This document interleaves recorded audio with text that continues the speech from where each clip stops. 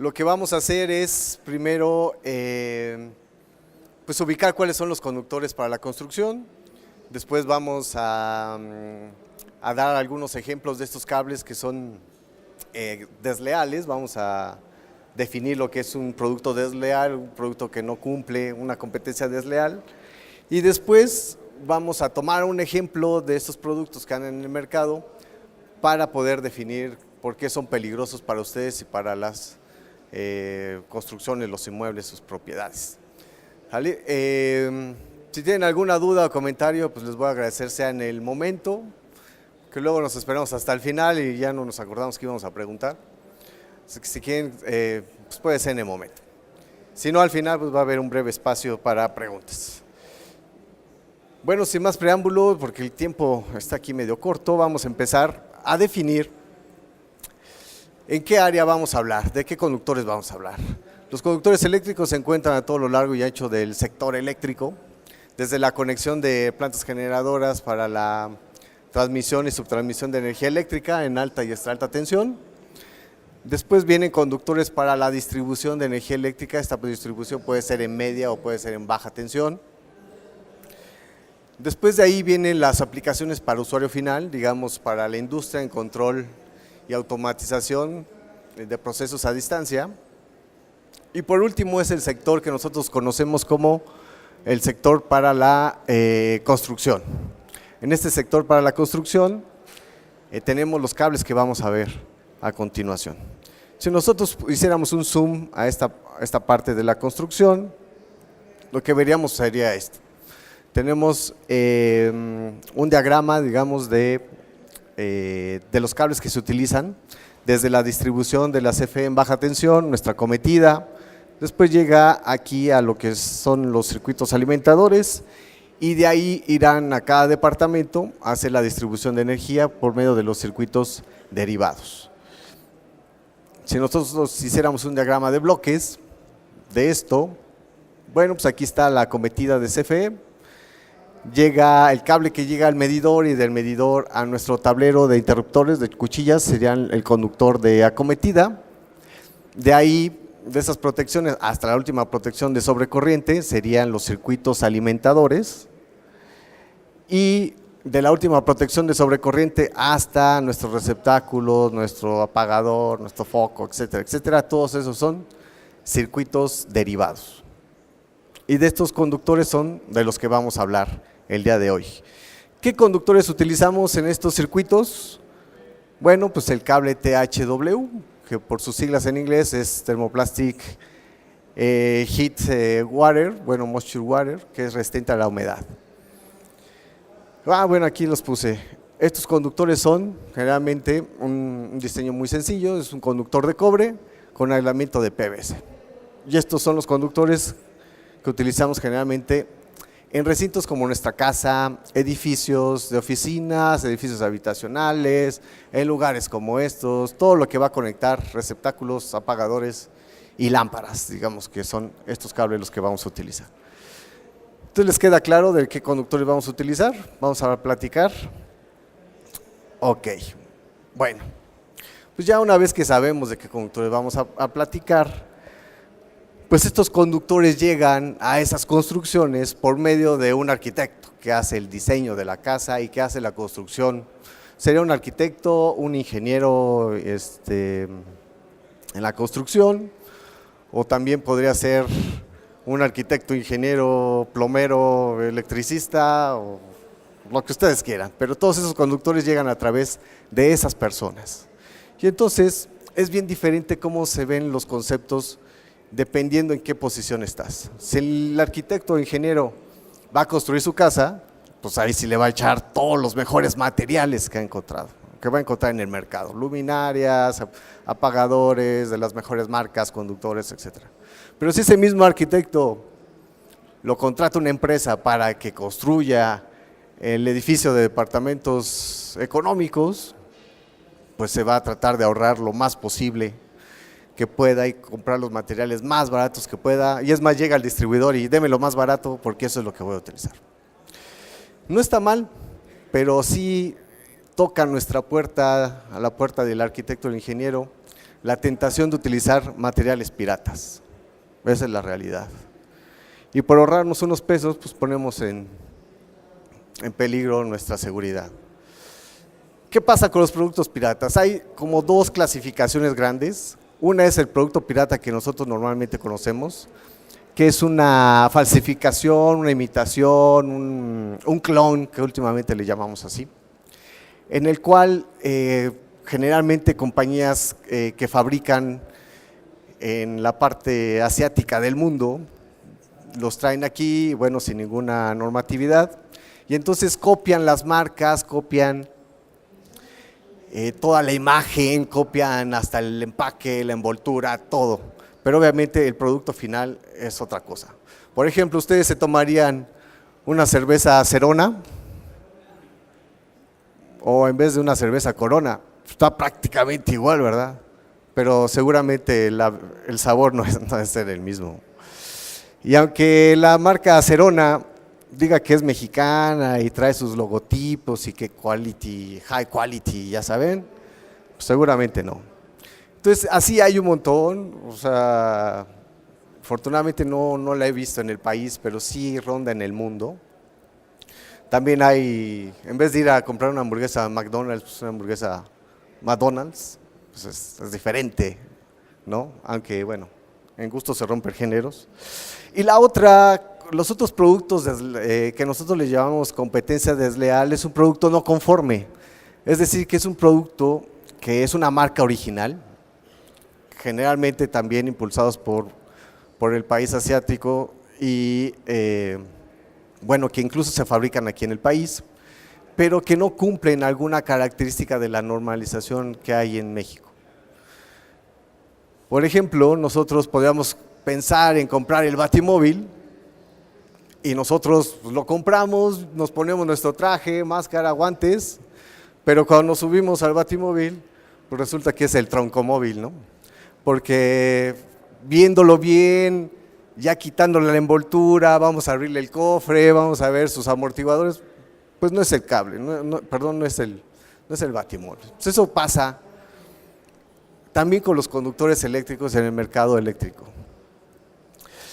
Impulsados por unas compañías asiáticas de una aleación de aluminio con cobre, se han dado a la tarea de inundar al mercado con N marcas que pueden encontrar ustedes en el mercado pirata y en el mercado cada vez más oficial.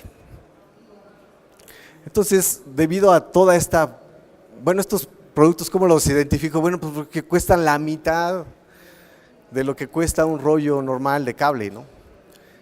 Entonces, pues por desconocimiento o porque no sabemos qué pasa o por una publicidad engañosa, nos están llevando a comprar este tipo de conductores. Y bueno, el tema de aquí es tomar este ejemplo como material no conforme y mostrarles todos los peligros que pueden tener a utilizar estos conductores. Entonces aquí la pregunta, bueno, está bien barato, ¿qué hago? Bueno, pues aquí es lo que vamos a platicar. ¿Está bien? ¿Vamos bien? Perfecto. Bueno, ¿qué es este material? Es un material que surgió en los años 60, tiene un conductor de aluminio central y alrededor tiene una capa de cobre. Aquí la pintamos muy gruesa, pero realmente es el 2.5% del diámetro de cada alambre. O sea, es nada, es una hoja de cobre lo que le ponen. La norma dice que, bueno, que son 10% de cobre y 90% de aluminio. Eso es lo que pide mínimo la norma. Se inventó por ahí de los 60s, pero para aplicaciones electrónicas, para hacer bobinas que trabajan muy baja potencia, más bien como para telecom. Ustedes saben que por el efecto piel, bueno, pues la corriente tiende a irse hacia los extremos. Entonces ahí sí, en electrónica altas frecuencias sí tiene un buen desempeño, pero en potencia muy malo, lo vamos a ver. Engañan al público diciendo que son el equivalente al cobre. O sea, si ustedes agarran su cable y lo cortan, van a ver estos conductores y nos dicen, es que es cobre, prácticamente es cobre, no le falta nada. Pero si analizamos sus características, este ya no pinta. Vamos a ver que sí, efectivamente es más ligero, es casi igual al aluminio. Ya se le acabó la pila, jóvenes. Jóvenes, se le acabaron la pila, por favor. Y vean la resistividad, perdón, la resistividad del conductor es el doble de lo que tiene el conductor de cobre. Y por ende la conductividad del conductor es mayor del cobre que la del CCA. Realmente el CCA es un conductor de aluminio disfrazado. Carga de ruptura, vean la carga de ruptura, es la mitad prácticamente. El señalador, por favor, es el que está mal. El señalador, bueno, lo seguimos. ¿Y se le puede regresar a la que estaba? Ándale, gracias. Vean su temperatura, perdón, vean la carga de ruptura. Es mucho menor. ¿Esto en qué me afecta? Cuando yo lo jalo en la instalación, no lo jalamos con mucho cuidado, ¿verdad? Lo amarramos un alambre y lo jalamos con la guía. Esta carga de ruptura sí me puede hacer una diferencia, porque en las curvas yo no voy a ver si se rompió el aluminio o no. Es muy frágil el aluminio y ahorita lo vamos a ver. Entonces esto me puede afectar en la instalación. La temperatura de fusión, vean, es mucho menor que la del cobre. ¿Eso en qué me afecta? En los cortocircuitos. Si yo no libero el cortocircuito o la sobrecarga rápido, esto se desaparece, señores, porque su temperatura es muy baja. Su coeficiente de dilatación es mucho mayor que la del cobre. ¿Qué va a pasar? Que cuando lo atornillemos y haya sobrecalentamiento, se va a empezar a desplazar. Y esos desplazamientos son puntos calientes que pueden ocasionar un cortocircuito, pueden tener un incendio en la casa o donde esté instalado. ¿Sí? Entonces, nosotros decimos que más que sea una alternativa para el cobre, es una alternativa para el aluminio, por estas características. No me las estoy inventando, el mismo fabricante las pone. Pero claro que se las pone diferente, ¿verdad? Bueno, y después toman estos conductores, se les ponen aislamiento de PVC y dicen que son THW, y entonces entramos al rango de las instalaciones eléctricas. En sus folletos vienen, no, es que son cables THW. Bueno, pues en la norma mexicana de manufacturas de conductores eléctricos, la NMX J010 nos marca primeramente que esos cables no están en esa norma de fabricación. Como ustedes saben, hay normas oficiales mexicanas y hay normas mexicanas de NMXJ. En las normas oficiales son normas que tienen que, de obligación a fuerza, cumplir con esas normas. Una de ellas para la norma de conductores es la NOM 063. Este es como un compendio, es como un listado de todas las normas NMX que se permiten en la fabricación de conductores eléctricos.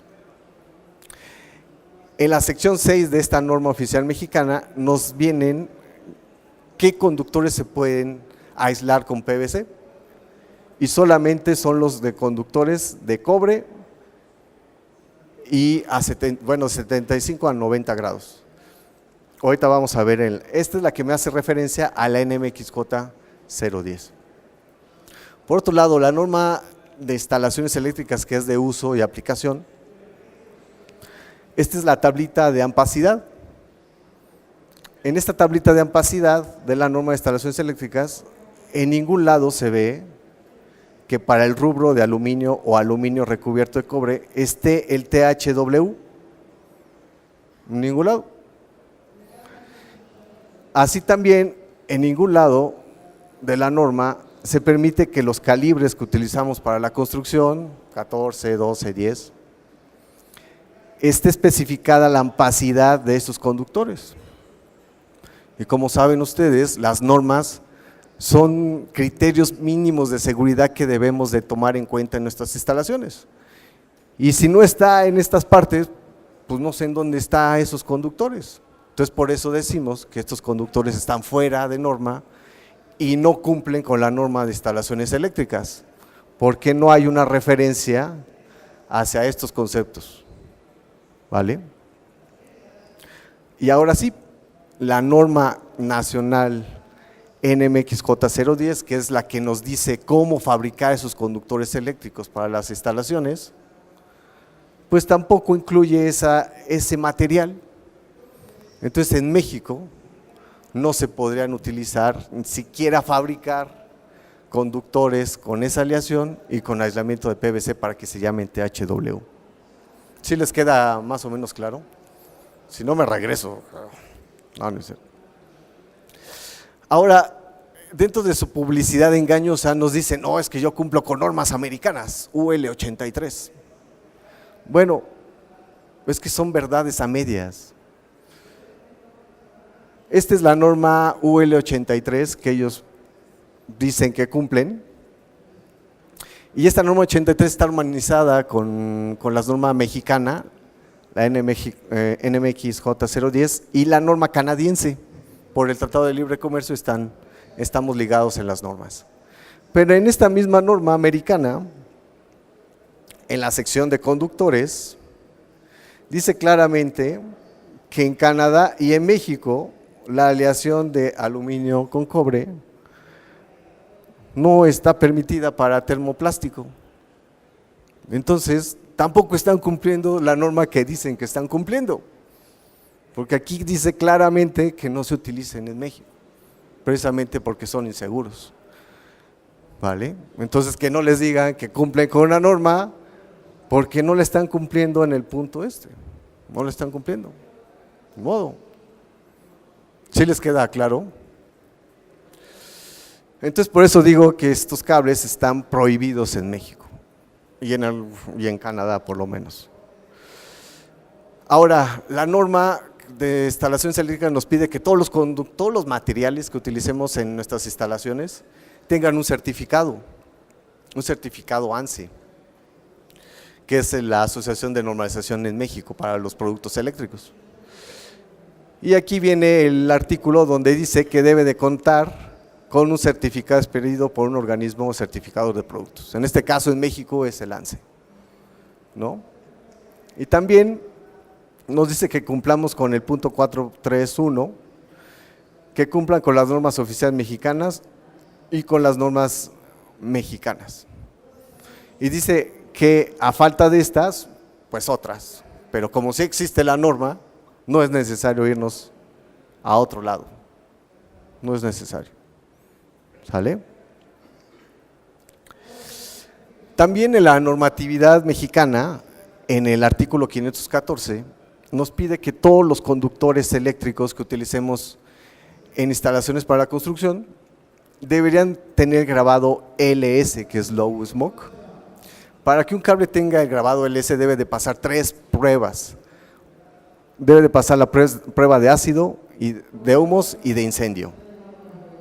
Ustedes saben que cuando hay un incendio, el mayor número de personas que fallece no es debido a las flamas o las quemaduras, es debido a la intoxicación, a la inhalación de todos estos gases tóxicos. Entonces, por eso la norma mexicana pide que todos los conductores que utilicemos en estos recintos, en nuestra casa, en hoteles, en estos tipos de lugares, no generen una cierta cantidad de gas ácido halogenado, un 20% es lo que pide la norma para estos cables. También en los incendios, como se generan tantos humos cuando se queman cuando hay combustión de materiales, pues no permite ver los letreros de salida, no permite ver las puertas, no permite ver cómo accionar los dispositivos de emergencia. Entonces, por eso también se limitan esos humos que se generan a la combustión de los conductores eléctricos. Se limitan los humos a estas cantidades. Y la de incendio. La de incendio es una prueba que cuando se genera un incendio no queremos que ese incendio pase a otra habitación por medio de los conductores eléctricos. O sea, no queremos que el conductor eléctrico sea una mecha que lleve el incendio que es provocado en un lugar y que luego se propague a otros lugares cercanos. Entonces, por eso los cables no se deben de quemar lo más posible. En el caso de estos conductores que estamos viendo, esta materia desleal, pues la prueba es a 800 grados centígrados, 30 minutos, y como vimos al principio, el aluminio o el CCA se funde a 660 grados centígrados y la prueba es a 800 grados. Pues obviamente se va a fundir el material, se va a fundir y a su vez el material PVC, vaya, no es de calidad, entonces se va a quemar y no va a pasar las pruebas. Esta es una muestra de cómo se cae, se deshace, se pulveriza, ¿no? Lo que hay en el mercado es que sí hay certificados y están los conductores con el LS en los certificados, ¿no? Este es un certificado de estas personas que dicen que cumplen la norma, pero si ven, no hay LS, sí dice THW, pero no viene que sean LS, entonces tampoco cumplen nuestros requisitos. Ya me están carrereando, así es que voy a ir un poco más rápido. También la cuestión del cortocircuito, como el cortocircuito, igual que la capacidad de conducción de corriente es mucho menor, en un cortocircuito pusimos un calibre 12, es 66% menor la capacidad de cortocircuito del CCA que del cobre. Algo súper importante, jóvenes, es que el cable no va solo, es un sistema, va conectado a un apagador, va conectado a una lámpara, va conectado a un receptáculo. Si esos receptáculos, lo que pide la norma, es que no deben utilizarse en terminales y empalmes mezcla de materiales, es decir, cobre con aluminio o cobre, aluminio recubierto de cobre, etcétera. Y todos los materiales que se utilicen para hacer la terminación, el empalmado, etcétera, deben de ser para conductores de uso en aluminio, deben de ser. ¿Dónde dice esto? Bueno, dice en la norma de instalaciones eléctricas, en el 110.14, no se los voy a leer porque ya tenemos poco tiempo, pero aquí en esta parte dice que como los materiales tienen distintas características, no se deben de conjuntar materiales diferentes, por ejemplo, cobre y aluminio revestido de cobre, ahí está, no se pueden utilizar la combinación. Y en la que es la UL 83, en su anexo 5 de grabado, nos pide que todos estos conductores estén grabados como lo que son, aluminio con una capa de cobre. Si ven, todos vienen con aluminio. Esto nunca lo graban en los materiales. Y esto debería estar grabado también en el empaque, en las cajas. Y no lo hacen. Veamos esta parte. Esta parte nos dice que esta aleación debe ser utilizada solamente con equipo marcado para uso de conectores de aluminio, de conductores de aluminio, perdón. Y que todas esas terminaciones de esos materiales deben ser grabados para uso en cobre y aluminio, son de este tipo. Aquí la pregunta es, ¿han visto ustedes receptáculos apagadores marcados para uso bimetálico? Pues no. No hay, ni en Estados Unidos que dicen que lo venden no hay, y si lo encuentran va a ser muy, pero muy caro. Nada, me voy a robar 1 minuto, 2 minutos que me robaron. Este es un video de un material que anda en el mercado y si ven, en ninguna parte de la caja viene que deben utilizar todo lo que vimos, lo que dice la norma, no dice en ningún lado, aunque dice que es fabricado en Estados Unidos, no dice. ¿Por qué? Pues porque no cumple, son piratas. Entonces lo sacamos para ver qué había. Ahí estamos revisando el marcado de los cables, no traen ningún marcado. Pensamos que era porque era un tramo muy chiquito lo que saqué, entonces por eso lo volví a meter y lo lo vamos a abrir para ver si dentro de la caja hay algún marcado en el conductor. Y si ven, pues no hay nada, no está marcado, no tiene nada, no se sabe qué es, nada más la caja es la que medio nos dice qué es. Entonces lo que decidimos, bueno, pues no tiene nada. Y bueno, todas las demás marcas no crean que son muy diferentes a esto, o sea, algunos sí tienen marcado, que bueno, ahorita vamos a hablar de eso. Entonces lo que hicimos fue, bueno, vamos a sacarlo, vamos a ver cómo se comporta. Este es un calibre 12 que le llaman ellos. Y bueno, que hicimos lo que hace un electricista, ¿no? Agarrar, vamos a pelarlo, pero vean lo que pasó, es un poco difícil pelarlo por la mala calidad de los materiales, no se ve muy buena definición porque eso lo tomamos con el celular, pero vean, se trozan los alambres, el aluminio tiene muy poca elongación, entonces se rompe muy fácil, vean cuántos alambres rompí y no apliqué una gran fuerza, ¿no?, para pelarlo. Ya, miren, por falta de tiempo nos vamos a ir ya, creo que ya se acabó, pero no, todavía me falta, jóvenes, no hay problema, ahorita yo lo manejo. Muchas gracias. Entonces, sí les quedó claro, ¿no? Sí se ve cómo es quebradizo. Esto es lo que… Otro problema, que en el campo, para terminar ese tipo de conductores son quebradizos, entonces hay que hacerlos. Varias veces se gasta mucho material para hacer la terminación, entonces realmente no ahorras prácticamente en tiempo. Aquí están algunas fotos, lo que pasa en el campo.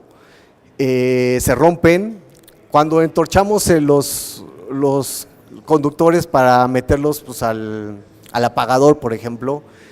Al entorcharlo pasan dos fenómenos, que se corre la capa de cobre, se corre como es una hoja, se corre fácilmente y la fuerza de entorchado, la misma fuerza que se aplica, rompe el material. Aquí no lo saqué, pero estábamos entorchando y ¡pum!, se rompió. Aquí está de las manos mágicas de estas fotos y lo vio claramente, ¿no?, que es nuestro instructor de la escuela en el DF. Y esto es claro porque la característica de este material, su carga de ruptura es 50% menos que la del cobre, entonces es un rollo poderlo terminar. Y si a eso le aunamos que tienen mala calidad, porque todavía fueran buenos, pero vean una vista de microscopio, no tiene buen terminado, ¿no? Entonces todo esto… Aparte, si lo quisieran utilizar, deberían sobredimensionarlo porque su capacidad de conducción de corriente es 37% menos que la del cobre. Si ustedes quisieran utilizar para la misma capacidad un conductor de cobre contra el del CCA, necesitarían 25 a 30% más cobre que el normal, y esto hace que las dimensiones se agranden. Entonces, yo quiero ver quién es el guapo que va a quitar la tubería o que va a darle con el cincel y el martillo para ranurar para tuberías más grandes. Eso es costo y eso es un rollo, quiero ver quién lo va a hacer. Y bueno, lo que habíamos hablado de la dilatación. Aparte, tiene muchas más pérdidas que el cobre. O sea, ustedes van a tener un 35% más de pérdidas. Esta es la resistencia del cobre contra la resistencia del CCA, pues es 35%. O sea, siempre van a estar pagando más luz por utilizar este tipo de conductores. Y aparte, estos rollos de que se le cae el aluminio y que entra en contacto con el cobre de las terminales, pues hacen que haya corrosión galvánica. Y esto en lugares húmedos como Veracruz, como el sur del país, pues esto es terrible. Se les va a acabar el material y se les va a hacer de esta forma. ¿Qué pasa ya para terminar? ¿Qué pasa en el mercado? Bueno, pues hay una necesidad. Yo tengo una necesidad de conectar mis equipos, pero hay fabricantes que no les importa la normatividad. Entonces generan productos no conformes, pero ahí no termina el problema. El problema es que estos fabricantes de productos no conformes van a los distribuidores oficiales, a los que siempre vamos, a los que les vamos a comprar cada 8 días, a los que confiamos en ellos, y los convencen, oye, cómprame material. En ese momento ese distribuidor se convierte en distribuidor pirata. Y no solamente va a pensar, pues nada más el cable es el pirata, no, sus herramientas, sus contactos, sus pastillas, todo vamos a pensar que es pirata. Entonces, ¿qué pasa? Pues que nosotros vamos, a lo mejor no somos conocedores, llega Mr. Bean a preguntarle a su distribuidor de confianza, oye, lo más barato, porque voy a hacer mi casa, pues lo más barato es esto, llévatelo, gracias. Entonces se va a Mr. Bean a instalarlo, que lo va a instalar en un lugar donde a lo mejor vive esta persona, Mr. Bean, a lo mejor vive el dueño, el empleado de este distribuidor vive ahí con su familia, y a la vuelta de la esquina, por todo lo que comentamos, hay un incendio. ¿Y entonces qué hacemos? Bueno, pues vemos los números. En el país, 93.928 incendios. De esos, 10.800 son debidos a cortocircuito. 30 muertes y 125 heridos en un año. Entonces, ¿qué pasa? ¿A quién le reclamamos cuando sucede esto? Bueno, pues va la cadenita para atrás, ¿no? Yo le reclamo a quien me lo instaló, el que lo instaló, pues le reclama al distribuidor. Oye, ¿por qué me vendes esto? No, pues, y ahí empiezan los, tú me dijiste, tú me aceptaste, tú quisiste el más barato, no es mi responsabilidad. ¿Creen que sea la responsabilidad del fabricante? No, pues el fabricante le importa un carajo todo lo que pasa. Ya se acabó el tiempo, jóvenes. No sé si tengan alguna duda, comentarios, sugerencia. A ver, nada más una pregunta ya. Nada más quisiera saber, ¿ustedes como empresa pueden hacer algo ante una situación de competencia? Qué bueno que lo tocas. Nosotros pertenecemos a la Cámara Nacional de Manufacturas Eléctricas. Todos los fabricantes de conductores eléctricos, no nada más yo, mi competencia que está aquí, mi competencia que tiene stand, y los que no vinieron, todos estamos pues sí en contra, y van a ver en los stands unos dípticos donde viene especificado que estamos inconformes. Estamos trabajando con la Profeco. Ahorita es una campaña de concientización, o sea que ustedes mismos estén conscientes de los peligros. La siguiente etapa es acciones penales, entonces no queremos llegar tan rápido allá, pero queremos primero concientizarlos y ya después veamos lo demás. Creo que ya se me acabó el tiempo. Si tienen alguna duda, comentario, sugerencia, vamos a estar aquí en el stand. Ahí los podemos recibir, cualquier pregunta que tengan, pues con todo gusto allá la vemos, ¿no? Gracias. Recibamos o despidamos más bien al ingeniero Telles por su excelente ponencia, al cual les pido un caluroso aplauso.